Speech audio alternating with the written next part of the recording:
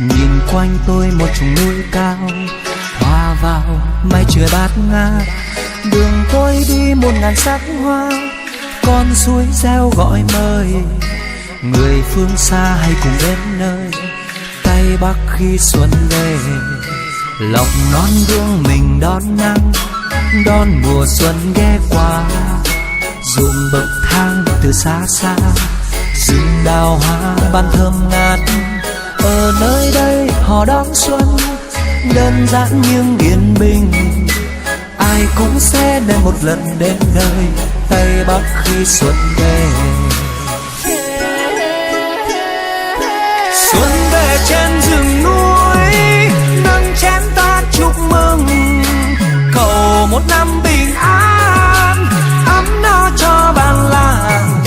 Xuân về trên rừng núi, mong suốt năm được mùa, để làng ta được ấm no, hạnh phúc suốt đời.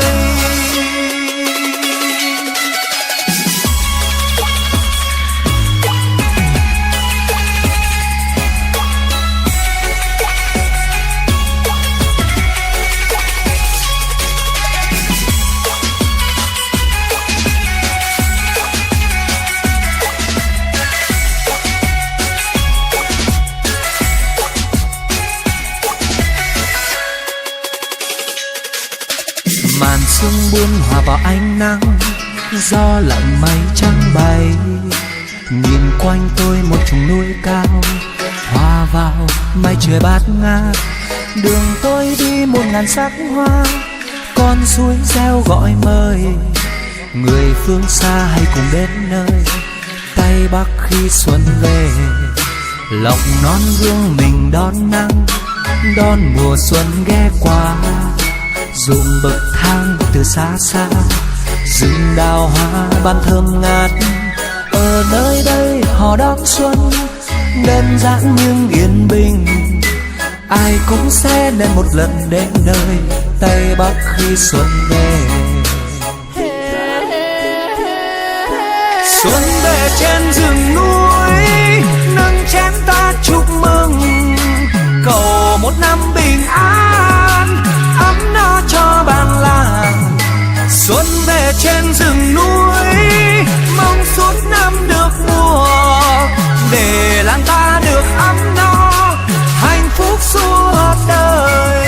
Xuân về trên rừng núi, nâng chén ta chúc mừng.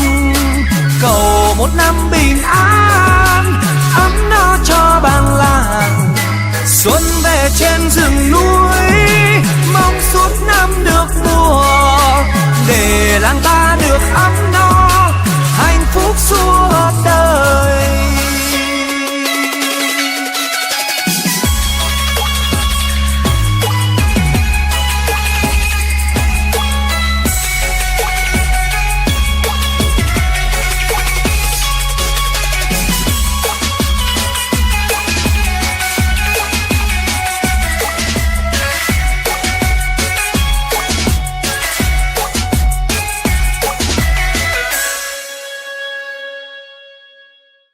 Xuân về trên rừng núi, nâng chén ta chúc mừng. Cầu một năm bình an, ấm no cho bản làng. Xuân về trên rừng núi, mong suốt năm được mùa, để làng ta được ấm no, hạnh phúc suốt đời. Xuân về trên rừng núi.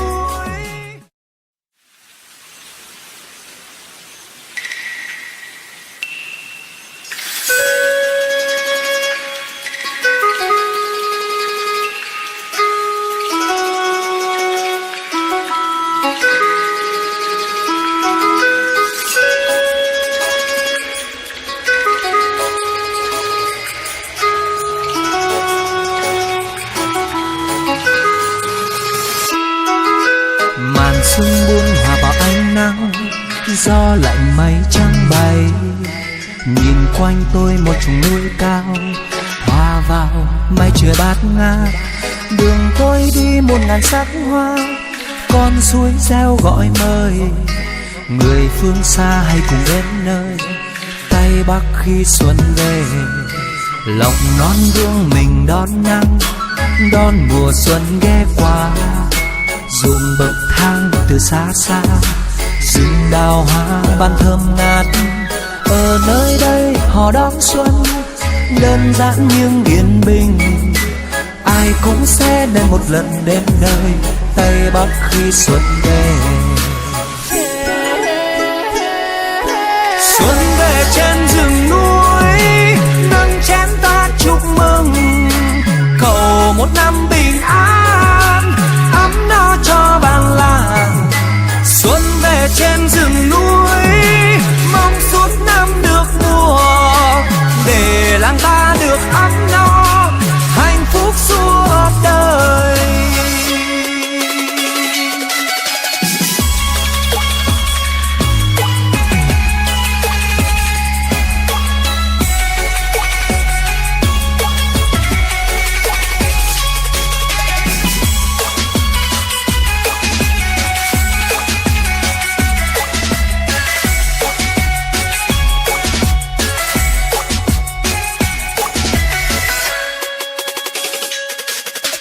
Màn sương buông hòa vào ánh nắng, gió lạnh mây trắng bay. Nhìn quanh tôi một chùm núi cao, hòa vào mây trời bát ngát.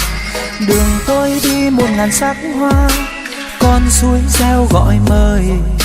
Người phương xa hãy cùng đến nơi Tây Bắc khi xuân về. Lòng non vương mình đón nắng, đón mùa xuân ghé qua.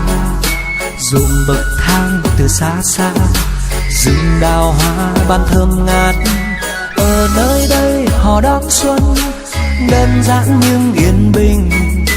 Ai cũng sẽ đến một lần đến nơi Tây Bắc khi xuân về.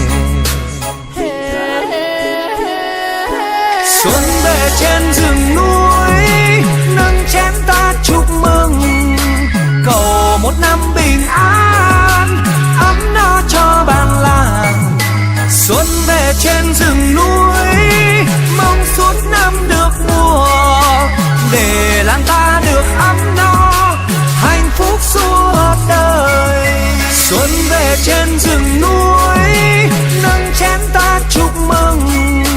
Cầu một năm bình an, ấm no cho bản làng. Xuân về trên rừng núi, mong suốt năm được mùa, để làng ta được ấm no, hạnh phúc suốt đời.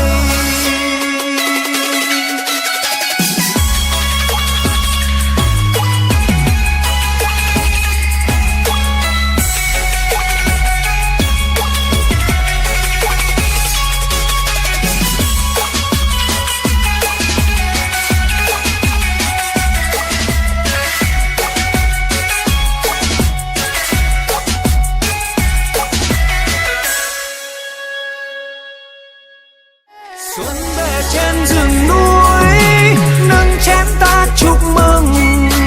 Cầu một năm bình an, ấm no cho bản làng. Xuân về trên rừng núi, mong suốt năm được mùa, để làng ta được ấm no, hạnh phúc suốt đời. Xuân về trên rừng núi.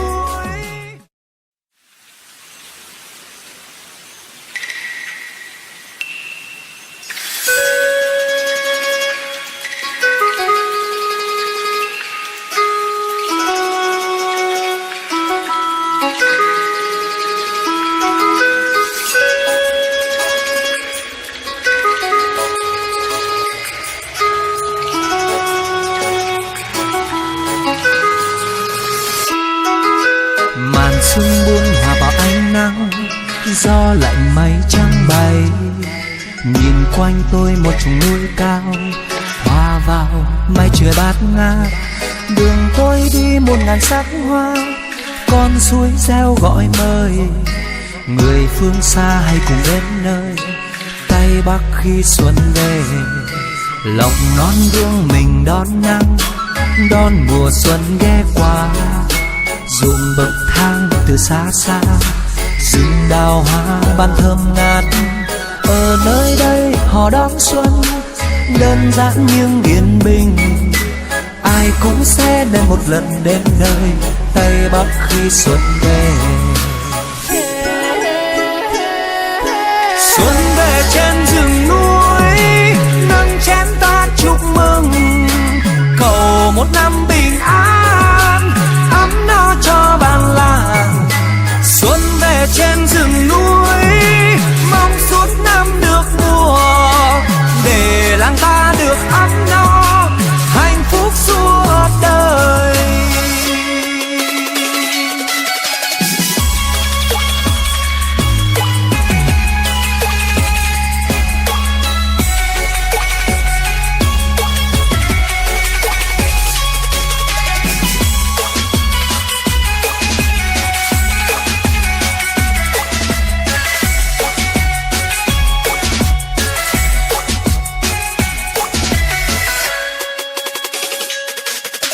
Màn sương buông hòa vào ánh nắng, gió lặng mây trắng bay.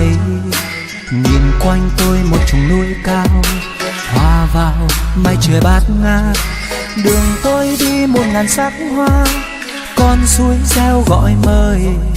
Người phương xa hãy cùng đến nơi Tây Bắc khi xuân về. Lộc non gương mình đón nắng, đón mùa xuân ghé qua. Ruộng bậc thang từ xa xa, rừng đào hoa ban thơm ngát. Ở nơi đây họ đón xuân, đơn giản nhưng yên bình. Ai cũng sẽ nên một lần đến nơi Tây Bắc khi xuân về.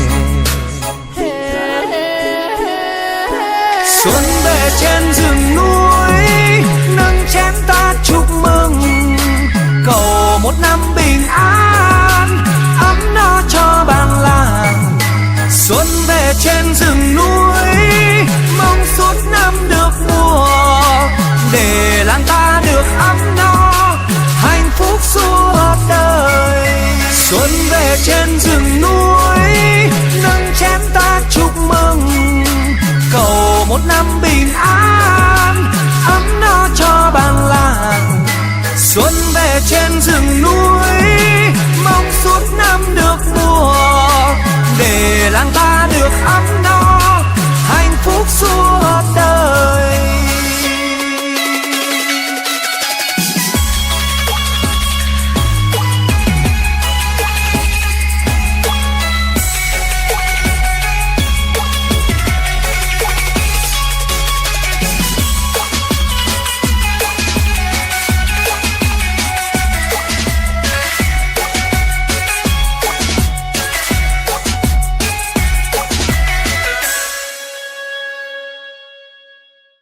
Xuân về trên rừng núi,